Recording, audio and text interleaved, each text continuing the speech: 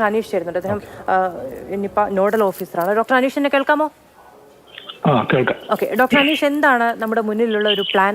എന്താണ് ഈ പറയുന്ന 2 പഞ്ചായത്തുകളിലായുള്ള ഏതാണ്ട് 1000-ഓളം കുടുംബങ്ങൾ സ്വാഭാവികമായും ജാഗ്രതയാണ് വേണ്ടത് എന്ന നിർദ്ദേശവും ഭയപ്പെടേണ്ടതില്ല എന്ന് തുടർച്ചയായി അധികൃതർ പറയുന്നുണ്ട്. എന്നിരുന്നാലും അവർക്കുണ്ടാകുന്ന ഒരു ആശങ്ക നമുക്കറിയാവുന്നതാണ്, മാനുഷികമാണ്. അവരോട് പറയാനുള്ളത് ഉത്തരവാദിത്തപ്പെട്ട ഒരു ഉദ്യോഗസ്ഥൻ എന്ന നിലയിൽ. തീർച്ചയായിട്ടും ഞാൻ ഈ ചോദ്യത്തിലേക്ക് വരുന്നതിന് മുമ്പ് എനിക്ക് അനുവദിക്കുകയാണെങ്കിൽ ഞാൻ 1-2 കാര്യങ്ങൾ പറയാനായിട്ട് ആഗ്രഹിക്കുന്നു. തീർച്ചയായും.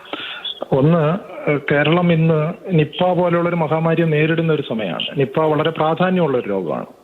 ഏറ്റവും കൂടുതൽ അപകട സാധ്യതയുള്ള WHO കണ്ടെത്തിയിട്ടുള്ള 10 വൈറസുകളിൽ ഒന്നാണ് നിപ്പ എന്ന് മാത്രമല്ല, കേരളത്തെ സംബന്ധിച്ചിടത്തോളം കേരളവും മറ്റു ചില സ്ഥലങ്ങളിൽ മാത്രമേ നിപ്പ ഉള്ളൂ എന്നുള്ളത് കൊണ്ട് നമ്മൾക്കുള്ളൊരു ഉത്തരവാദിത്വമാണ് നിപ്പ തടഞ്ഞു നിർത്തുക എന്ന് പറയുന്നത്.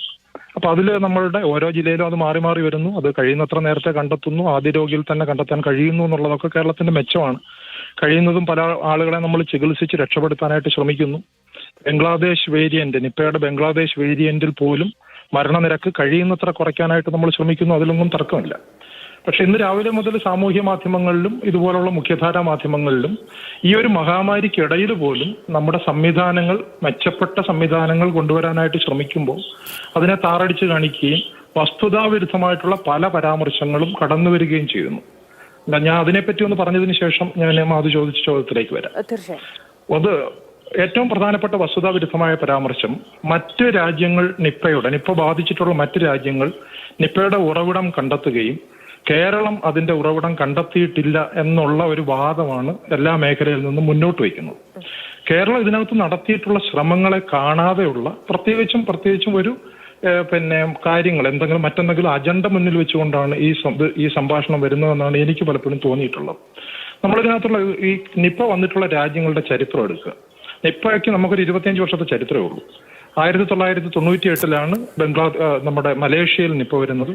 മലേഷ്യയിൽ നിപ്പ വരുന്ന സമയത്ത് നമ്മൾ കണ്ടത് എന്താണെന്ന് വെച്ച് കഴിഞ്ഞാൽ, പന്നികളിൽ ഈ രോഗമുണ്ട് എന്നുള്ളതും പന്നികളുമായിട്ട് സമ്പർക്കത്തിൽ വന്ന മനുഷ്യർക്ക് രോഗമുണ്ട് എന്നുള്ളതാണ്. പക്ഷെ അത് ഈ മലേഷ്യൻ വൈറസിന്റെ സ്ട്രെയിനിൽ ഇത്തരത്തിലുള്ള ഇടനിലക്കാരായിട്ടുള്ള മൃഗങ്ങളുണ്ട് എന്നുള്ളത് കൊണ്ട് മാത്രം നമുക്കവിടെ പന്നികളെ കിട്ടി എന്നുള്ളത് സത്യമാണ്. പക്ഷെ പന്നികൾക്ക് എങ്ങനെ രോഗം വന്നു എന്നുള്ളത് ഇപ്പോഴും അജ്ഞാതമാണ്. അതിനകത്ത് നമുക്ക് ഹൈപ്പോത്തസിസുകൾ മാത്രമേ ഉള്ളൂ. ഒരുപക്ഷെ വവ്വാലുകൾ കഴിച്ച പഴങ്ങൾ പന്നികൾ കഴിച്ചിട്ടുണ്ടാകാം. പന്നികളെ പാർപ്പിച്ചിരുന്ന സ്ഥലങ്ങൾ വവ്വാലുകൾ ഉണ്ടായിരുന്നതിന്റെ കീഴിലാകാം. വവ്വാലുകളിൽ പിന്നീട് ദശാബ്ദങ്ങൾക്ക് ശേഷമാണ് വവ്വാലുകളിൽ വൈറസുകളെ കണ്ടെത്തുന്നത്.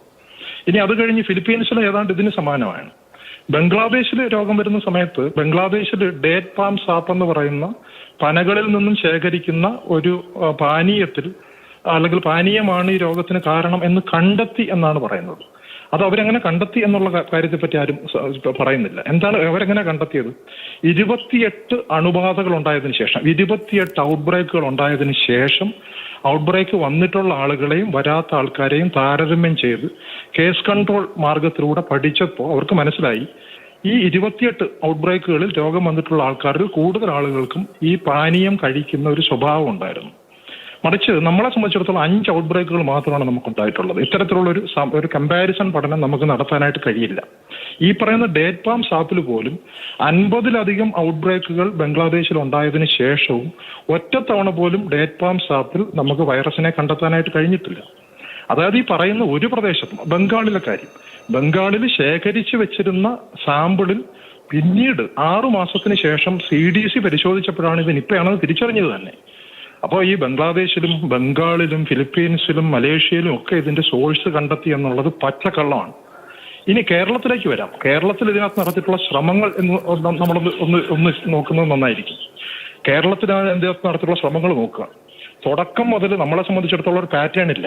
വിവിധ ജില്ലകളിൽ വിവിധ പ്രായത്തിലുള്ള, പ്രത്യേകിച്ച് ഒരു ശീലമില്ലാത്ത ആൾക്കാർക്കാണ് രോഗം വന്നിട്ടുള്ളത്. അന്തരീക്ഷത്തിൽ രോഗമുണ്ട് എന്നുള്ളത് വളരെ കൃത്യമായിട്ട് നമ്മൾ കണ്ടെത്തിയിട്ടുണ്ട്. ഈ പറഞ്ഞ എല്ലാ ജില്ലകളിലും വൈറോളജിക്കൽ പരിശോധന നടത്തിയിട്ടുണ്ട്.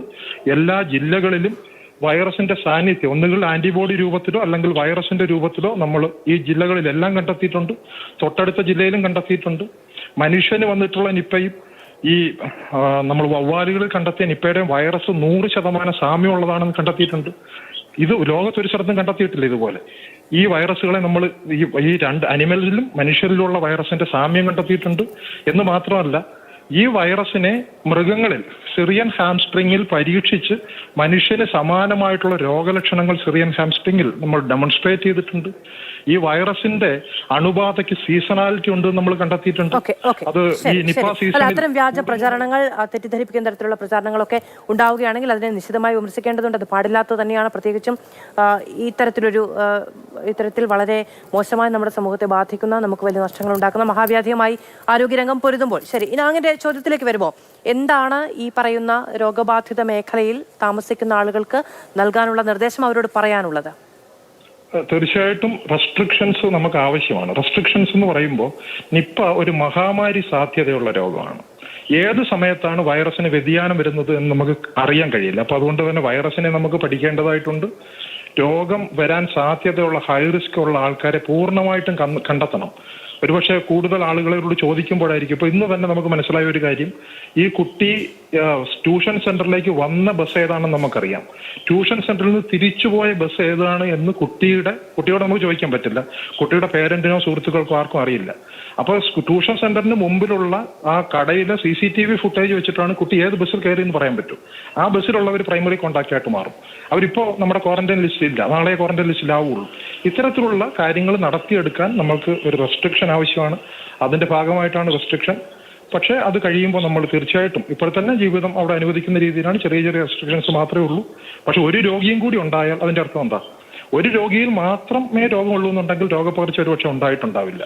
പക്ഷെ ഇനി ഒരു രോഗിയും കൂടി കണ്ടെത്തുന്ന ഒരു സാഹചര്യം ഉണ്ടായിക്കഴിഞ്ഞാൽ അത് 1 ആകണമെന്നില്ല, അത് 10 ആകാം, 20 ആകാം. അതുകൊണ്ട് തന്നെ അടുത്ത ഏതാനും ദിവസങ്ങൾ കൂടി നമ്മൾ വളരെ ശ്രദ്ധയോടുകൂടി നീങ്ങണം. ഒരു രോഗിയിൽ തന്നെ നിൽക്കട്ടെ എന്ന് നമ്മൾ പ്രാർത്ഥിക്കുന്നു. പക്ഷേ അതുകൊണ്ട് എല്ലാ ആളുകളും ഈ പറയുന്ന റെസ്ട്രിക്ഷൻസുമായിട്ട് സഹകരിക്കണം.